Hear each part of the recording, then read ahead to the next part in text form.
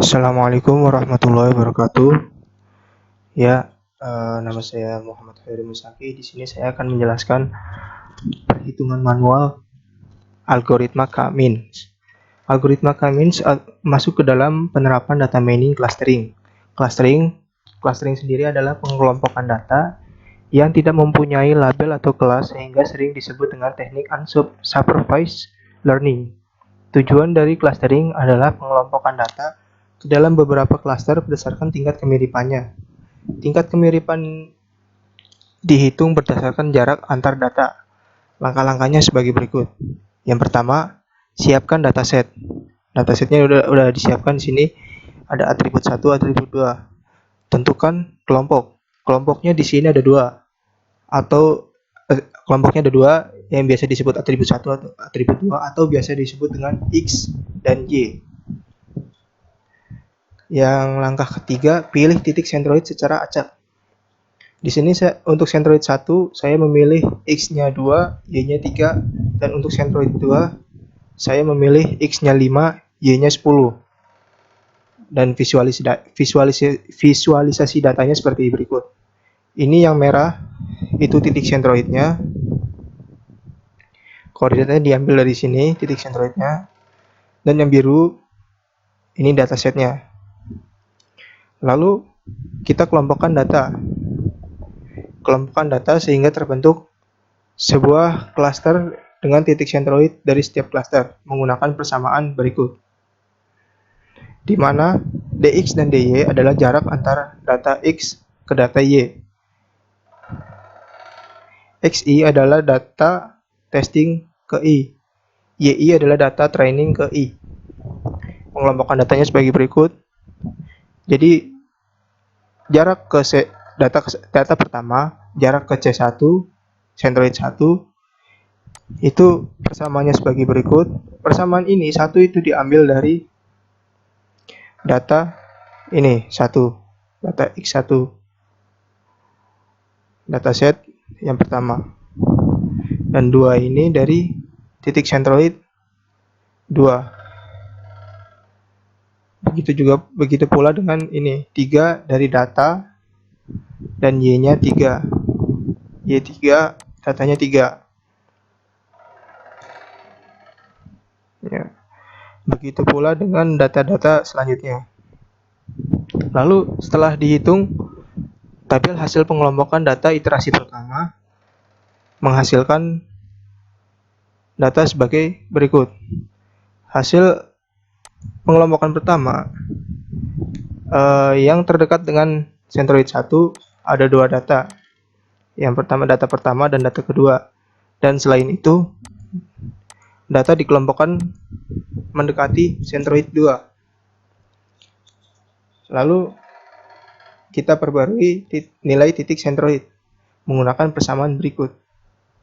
Langkah kelima itu yang memperbarui titik sentroid menggunakan persamaan berikut. Atau lebih mudahnya, yang mendekati sentroid pertama, atributnya kita ambil nilainya 1 dan 4. Kita jumlahkan, lalu dibagi jumlah data yang ada di atasnya. Ini kan ada 2, jadi dibagi 2. Hasilnya 2,5. Begitu pula dengan yang Y. Yang Y kan tadi sentroid 1, yang Y atribut 2, 3 dan 2. 3 dan 2. Jumlah datanya ada 2. Dijumlah dan dibagi 2. Hasilnya 2,5 dan 2,5. Untuk titik sentroid 2, iterasi pertama, yaitu sisa dari ini yang selain C1 karena datanya di sini cuma ada 6. Sisa dari sentroid 1 yaitu sentroid 2, data ketiga, data keempat, data kelima dan data keenam dijumlahkan dan dibagi 4 karena jumlah datanya ada 4. Hasilnya 8,5. Ini tabel dari titik sentroid lama dan ini tabel titik sentroid baru. Begini hasilnya. Lalu perulangan langkah 3 sampai 5 sampai nilai titik sentroidnya tidak berubah.